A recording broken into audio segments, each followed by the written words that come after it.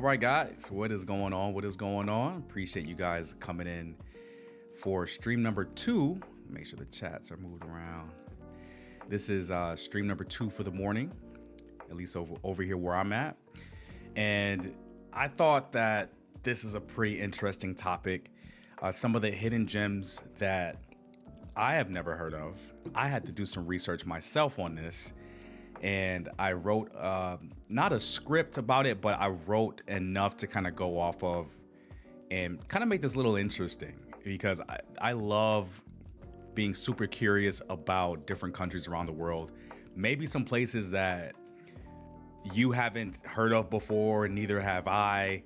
And I just love to explore these places and see what they look like, at least looking here on YouTube without getting copywritten, of course.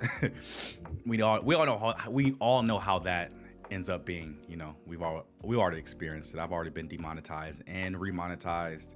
So I'm going to show clips of that particular city that is featured, and I have a little bit to say about each of the cities as well. And if you guys are not already subscribed to Tripping with Jay, I highly recommend that you guys subscribe to the channel, and you guys will get additional travel content. And I also have a reaction channel called Jay Reacts, where I do all of my reactions to travel videos and other videos as well that are in popular culture today. So we are going to go down a list where I think I have 4 cities listed of some of the hidden gems that you may or may not heard of before, and some information about each of the cities and what to do. And after this stream, guys, I will be test driving the Tesla Cybertruck. And let me know down in the chat if you guys want me to do a live stream, like an IRL stream of me test driving the Cybertruck later on today. Just let me know. I'll do it if you guys want it. If not, I'll keep it to myself. So let's move on to city number 1. I'm gonna keep it playing here because I have a little script written for each of the cities. All right, so let's kick it off here. This is Matera, Italy. So have you ever heard of it? Probably not. And that's what makes it so special. Matera is a city located in the southern part of Italy in the region of Basilicata. If I mess up these words, man, let me know. I'm not, perfect, right? It's one of the oldest continuously inhabited cities in the world, with its famous cave dwellings known as Sassi, dating back over 9,000 years. How crazy is that? And you guys can see in the background, it's just a YouTube video of the city of Matera. And why is it a hidden gem, right? So now Matera is a UNESCO World Heritage Site, but it doesn't see the crowd that you'll find in Rome, Venice, or Florence. It's still relatively unknown, and that's why it's perfect for anyone looking for a unique historical experience away from the hustle and bustle. So imagine wandering through ancient cave houses and rock churches that people have lived in like up until like the 1950s. It's low-key like stepping back in time from what I've seen on the videos, right? And you want to ask yourself, like, what things are there to do in Matera? So what can you do there? First, you can absolutely you have to take see, I'm not perfect, y'all. You have to take a walking tour through the Sassi. These cave dwellings are not just historical landmarks, they're living parts of the city. So are now hotels. Some are now hotels, restaurants, and museums, but many still retain their ancient charm. There's always the stunning Rupestrians. Yeah, I struggle with this one, even trying to like go through this.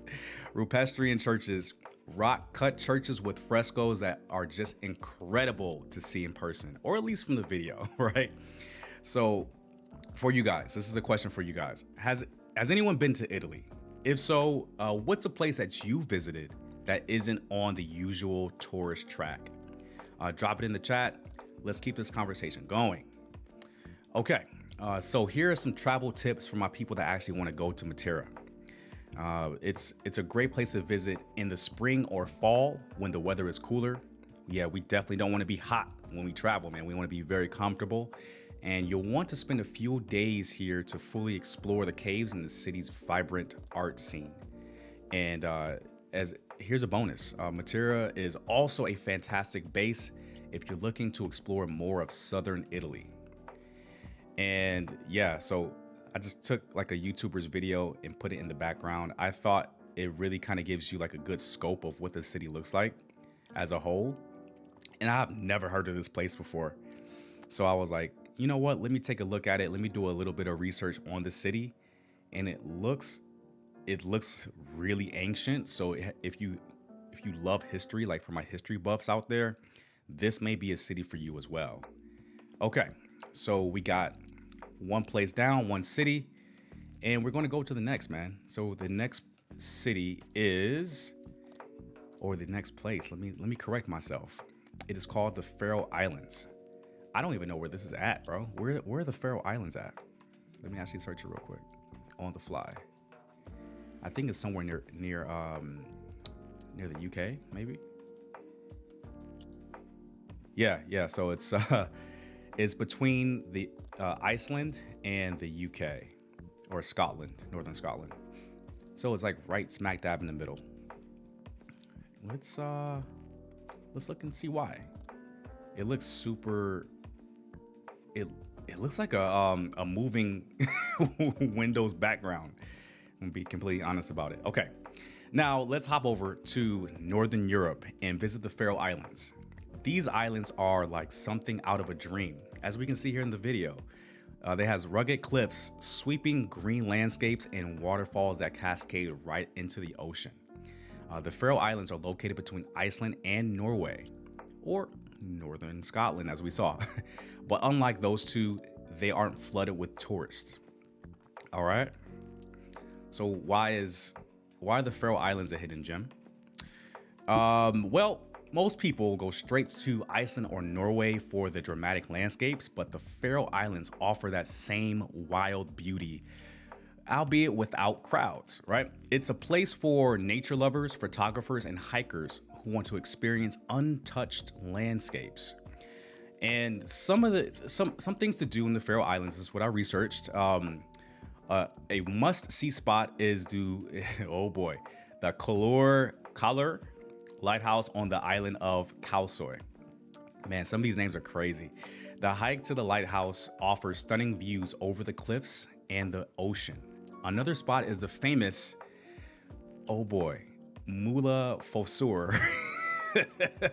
Boy, I should have really tried to pronounce this stuff before the live, but this is the beauty of it being live, right? This is a waterfall. It literally pours into the Atlantic Ocean from a cliffside. If you're into bird watching, the Faroe Islands are home to some of the largest puffin colonies in the world. So the puffin, I think they show it here in the video. They have to show the puffin. I'm hoping. But the puffin is like an animal that looks like a penguin, kind of.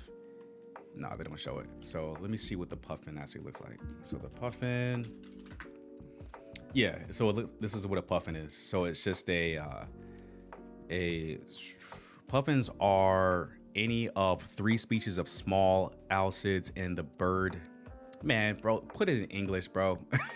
Put it in English Wikipedia, please. But you guys can see what they look like, right? Yeah.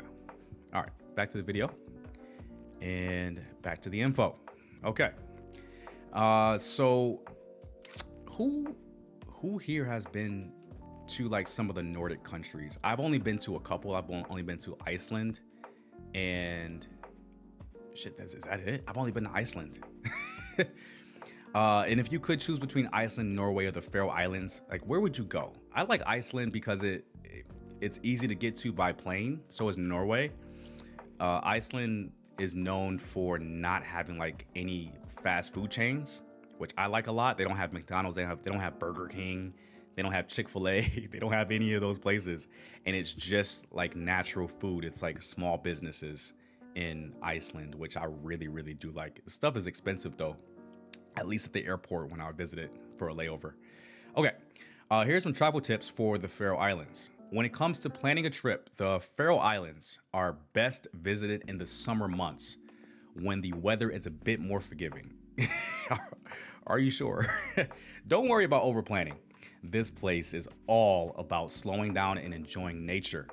This place is or sorry, and since there aren't tons of tourists, you'll often feel like you have these incredible views all to yourself. Okay, so man, it's gonna be a pretty quick live stream, guys. We're kind of getting through the countries or cities pretty quickly here. We have a chat by Alex. What's going on, Alex? It's been a while, man. Good to see you. Most people can't afford Scandinavia to travel to. That is true the majority of the time, my friend. So there are certain periods of time, and if you guys watch my live stream from last week, is how to travel on a budget. And there are two websites that I use as resources to travel all around the world on the cheap. And I can tell you that I flew from LAX to the UK with a stopover in Iceland. One way was $99. So I think that's pretty affordable for the average person, at least here in the USA. $99 to go to Europe from LAX is quite affordable. So it is not out of the reach from a normal person. They just have to do the research and be ready to book a flight at a moment's notice and be very flexible. There are really good deals out there. Okay, let's go to the second to last place, and we're going to Asia. It is Ninh Binh, Vietnam. Now, getting to Asia from the USA, that is expensive. I will admit that. But if you do happen to want to go to Asia, save up your money and just go. It's very, very worth it. I actually just saw a deal from LAX to Tokyo, Japan for about $450 USD, and that's round trip. So that is a pretty affordable flight if you either live in LA or you can get to LA. All right, now let's take a trip to Southeast Asia and talk about Ninh Binh, Vietnam. Vietnam is actually low-key one of the more affordable countries to live in, and it's right next to Thailand. And you can just go back and forth if you want to, or stay in Vietnam. It's very, very affordable, even more affordable than Thailand and the Philippines. Now, some of you may know Halong Bay, Vietnam's famous UNESCO World Heritage Site with towering limestone cliffs rising out of emerald waters. But have you heard of Ninh Binh? Nah, probably not, because I haven't either. It's often called Halong Bay on land, and trust me, it's every bit as stunning. So we're watching in the background some YouTubers going to Ninh Binh, and man, look at, wow. It does look beautiful, like they're just chilling in a boat. So why is Ninh Binh a hidden gem? While Halong Bay is on most tourists' itineraries, Ninh Binh is still a bit of a secret. It's not a secret now.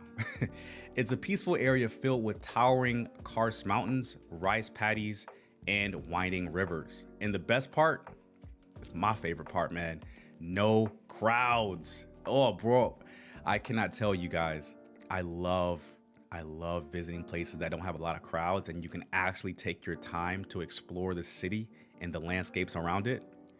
One of the best trips ever, man. It was definitely Thailand back in the day when it wasn't overran with tourists. You get to soak in these jaw-dropping landscapes without bumping into 100 other people. Yeah, that's so true. And let's see. So they have some things listed here that you can do in Ninh Binh. So one of the top things to do in Ninh Binh is taking a boat tour. This is what they're doing now, through the Trong An Grottos. So imagine, we don't have to imagine, we had a video back in the background right there. Imagine floating down a river, going through caves in between towering cliffs. It's seriously magical, and it does look great. Even on video, it's probably much more impressive in person. Another spot to check out is the Bai Dinh Pagoda, the largest Buddhist temple complex in Vietnam. Holy, let me see if I can look this up real quick. Let's see. He's puffing, bro. Let's see. Yo, that is huge. is insane. Let's see if we can enhance. Wow. Look at the size of that temple. Oh my gosh. Okay. Let's move along. So, and for that adventurous hike up Hang Moi for some of the best panoramic views in the region. Okay, have any of you guys been to Vietnam? If you have, what was the highlight of your trip?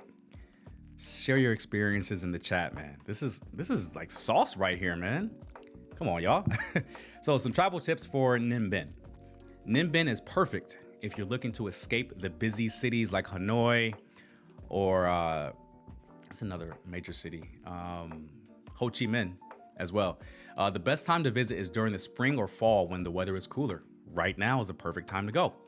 And the rice paddies are lush and green. You'll want to spend at least 2 days here to take it all in.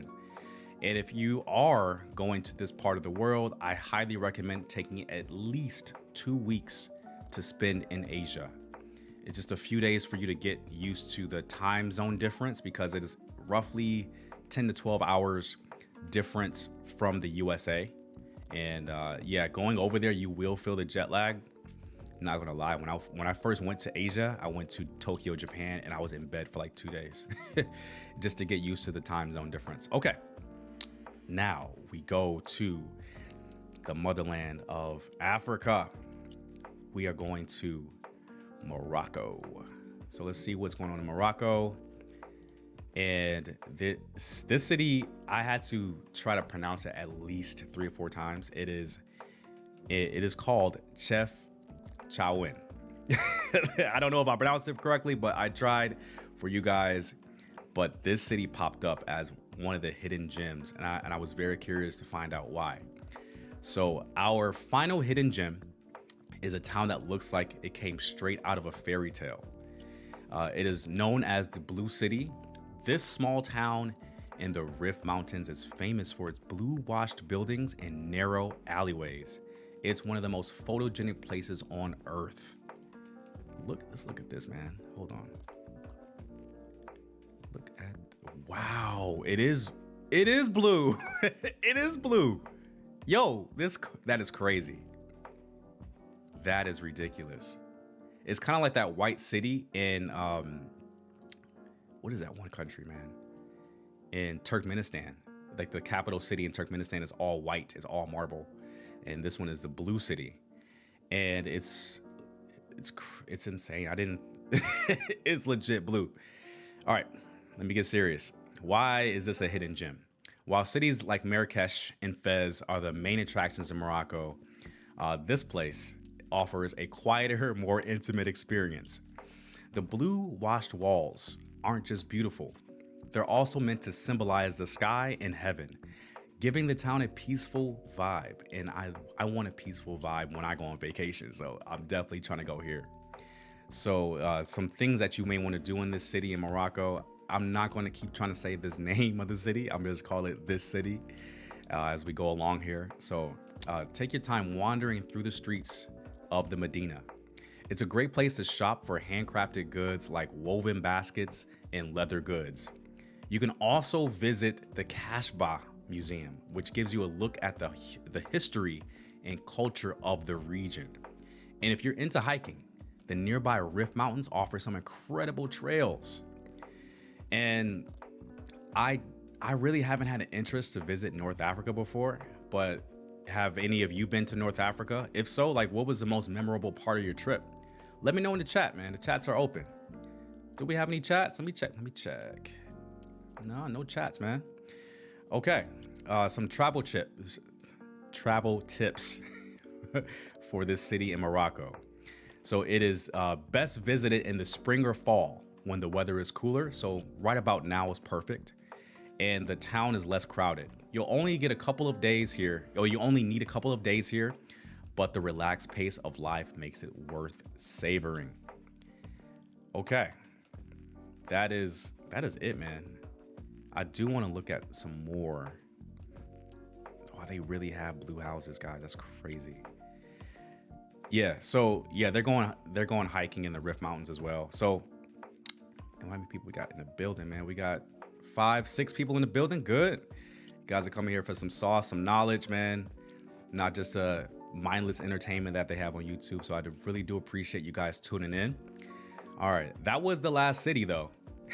But if you guys do want me to live stream my test drive of the Tesla Cybertruck later on this afternoon, let me know in the chat. So you can just put in ones in the chat if you want me to live stream that.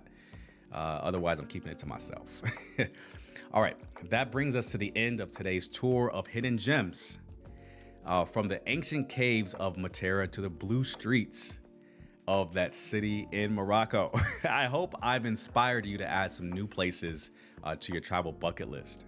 Before we wrap up, let's do some final rounds of questions, man. Like what out of those 4 cities, or which of the 4 cities did you guys enjoy kind of learning about? I low-key enjoyed the city in Morocco. I had no idea they had an entire city that was just blue, which is my favorite color, and I would love to go there. But yeah, let me know if you guys want me to live stream that Tesla Cybertruck test drive. I think I'm gonna just do it anyway, just to see if you guys like it. But thanks for joining me today, guys. Don't forget to hit that like button if you enjoyed this stream, and subscribe for more travel inspirations. Let me know in the comments what you want to see in the next live stream. Well, see you soon. And URL is too large. I get it. Okay. All right, guys. You've been tripping with Jay. I appreciate you guys tuning in. And yeah, let me know if you guys want me to do the Tesla Cybertruck live stream later on today. I think I'm gonna just do it. See if it's another form of entertainment for you guys. But again, if you're not already subscribed to the channel, guys, go ahead and subscribe to Tripping with Jay. I will really appreciate that. And I hope you guys have a terrific rest of your weekend. And share this video if you learned something about different cities around the world that you've never even heard of before, because I sure had no idea about any of these cities. But I appreciate all of you guys watching the live stream, and I'll see you next week, possibly later on this afternoon. Peace.